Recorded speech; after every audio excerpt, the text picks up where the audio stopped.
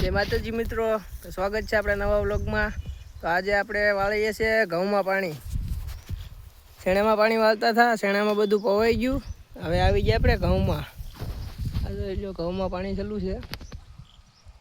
આ ઘઉં, આ લીલા ઘઉં આપણે રોટલીને બને ને એ તો આ ઘઉં। આ બધા ઘઉં છે। બે વીઘામાં કે ઘઉં વાવેલા છે। આનાથી રોટલી ને બધું બને। અત્યારે સહેલું છે ઘઉંમાં। આ છે આપણે ફુલાવર ને એવું કોબી ને, હજી છા નથી ફુલાવર। તો આવી છે આપણી વાડી। તો કેવી વાડી છે કોમેન્ટમાં કહેજો।